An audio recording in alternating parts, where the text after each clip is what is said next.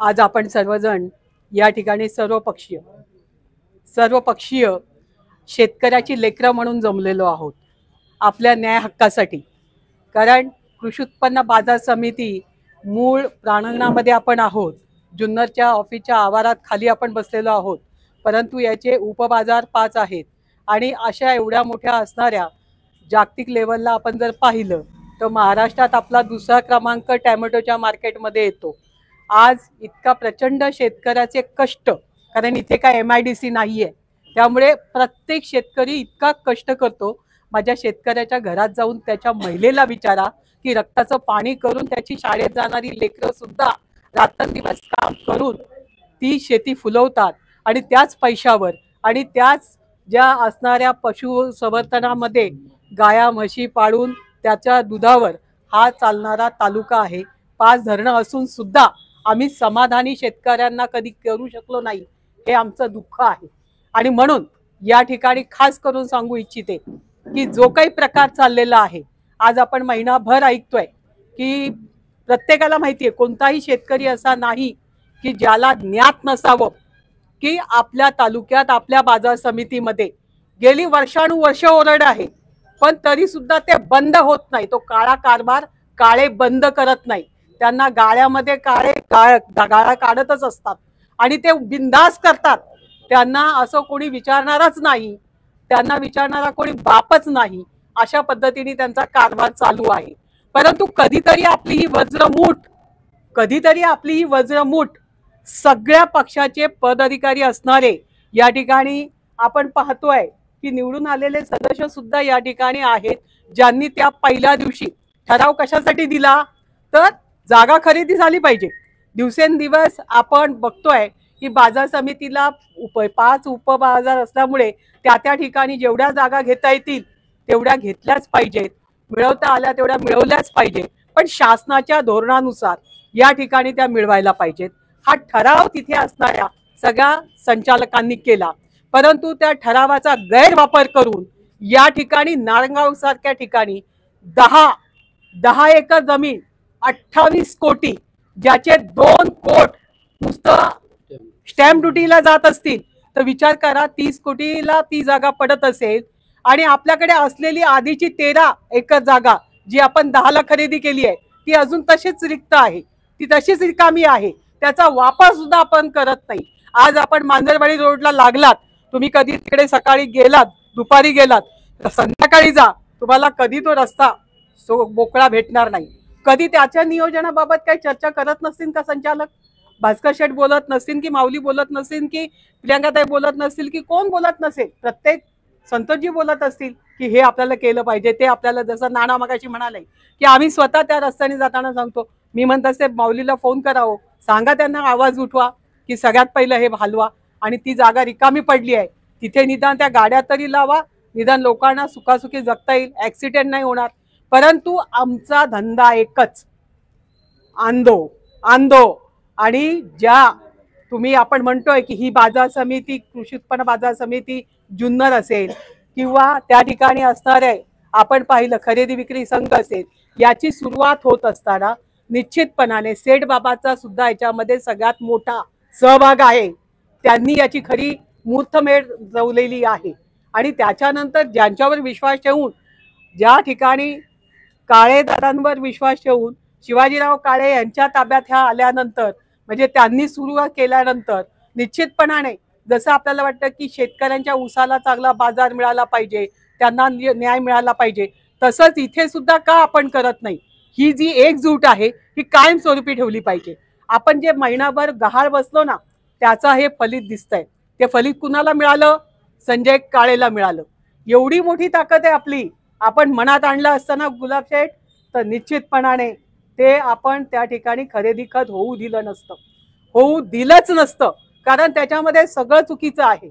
आणि मला देखील पत्र दिल्यानंतर अहवाल आलेला नाहीये, माऊलीला जसं माऊलीचं पत्र आणि माझं पत्र गेल्यानंतर कळवण्यात आलंय पत्रामध्ये की आपल्याला अहवाल पाठवण्यात येतोय, पण अहवाल काही प्राप्त झाला नाही।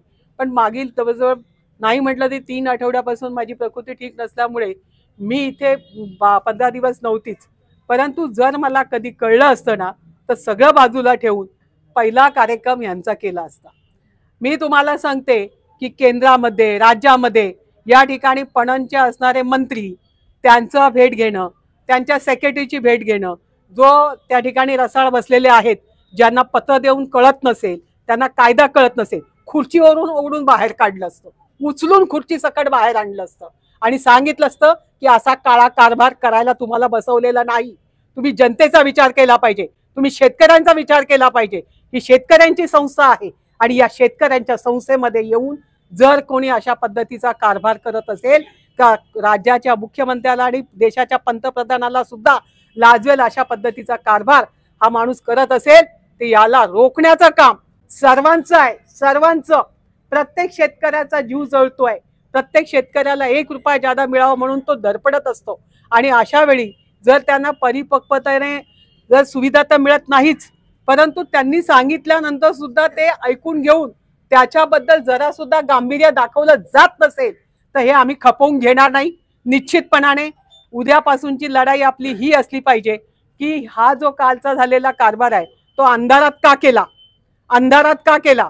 परमिशन आणलं ना तुम्ही, मग का दिवसा केला नाही, का डंके की सोटपे केला नाही, का त्या ठिकाणी तुम्ही वाजून गाजून सांगितलं नाही, पत्रकार परिषद घेऊन सांगितलं नाही का ह्या सगळ्या परमिशन मी आणल्यात, मला परमिशन मिळाली आहे, मी खरेदी खत करणार आहे.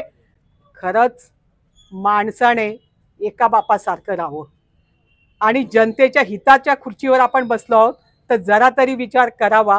खरोखरच आपल्याला पळून जायचं आहे, आपल्याला सगळं काही गुंडाळून दुसऱ्या देशात जायचं आहे तर कमीत कमी एक लक्षात ठेवा, हे शेतकरी एवढे सोपे नाही आहेत. या शेतकऱ्यांच्या महिला इतका सोपा समजू नका. शेतकरी एकदा पेटून उठला तर तुम्हाला माफ करणार नाही, पळता भुई कमी होईल.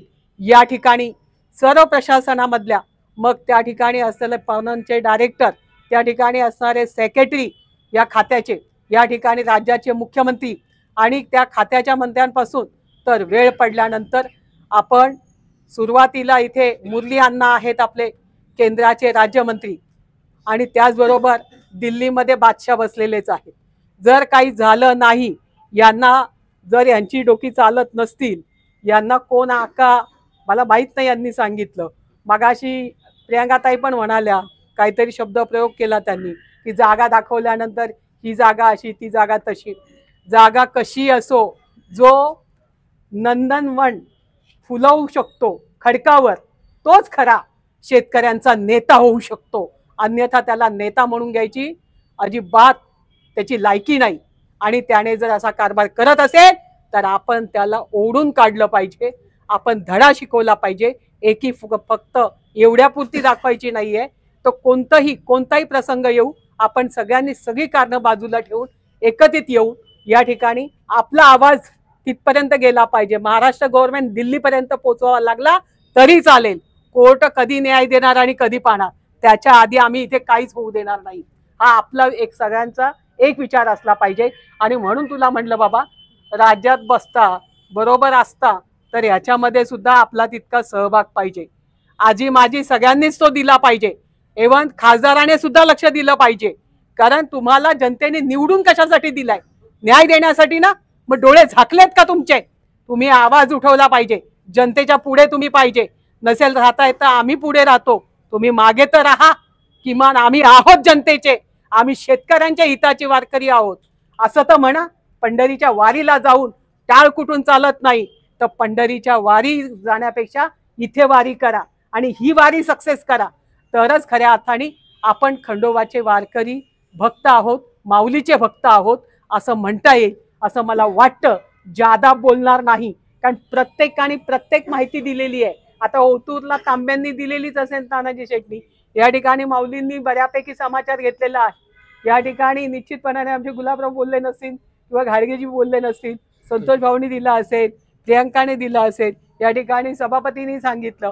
ज्याच्यावर बित्तं ना, ज्याच्यावर प्रसंग येतो त्यालाच कळतं. आणि मीडियाबद्दल जे पहिल्यांदा इतकं चांगलं बोललं गेलं, काय संदीप, अरे मरेपर्यंत लोकांनी आपलं नाव घ्यावं, इतकं चांगलं काम समाजामध्ये आपली प्रतिमा आपण राखली पाहिजे. अनेक लोक शिवाजी रावचं नाव घेतलं, मला बरं वाटलं वरपेंचं की कुठेतरी योगदान आहे म्हणून. साठी कुठे गेले ते आमचे रामभाऊ. आता रामभाऊला म्हणायचं की आपण इथे कट्टा बांधू, इथे होय, दिसलं पाहिजे रोज की आम्ही आवाज इथे, ज्या दिवशी चुकीचं घडेल तर इथेच आंदोलन, पण कट्टा इथेच बांधू आणि इथेच शेतकऱ्यांच्या चर्चा ठेवू की कोणाला काय आवडलं आणि काय नाही, पण न्याय हा मिळवणारच. कोण म्हणतं देणार नाही, कोण म्हणतं देणार नाही. भ्रष्ट कारभारांचं करायचं काय? भ्रष्ट कारभारांचं करायचं काय? संजय काळे हाय हाय, संजय काळे हाय हाय, संजय काळे हाय हाय, संजय काळे हाय हाय. या सभापतीचा करायचं काय? खाली डोकं वर पाय. या सभापतीचा करायचं काय? खाली डोकं वर पाय. संजय काळे हाय हाय. संजय काळे हाय हाय.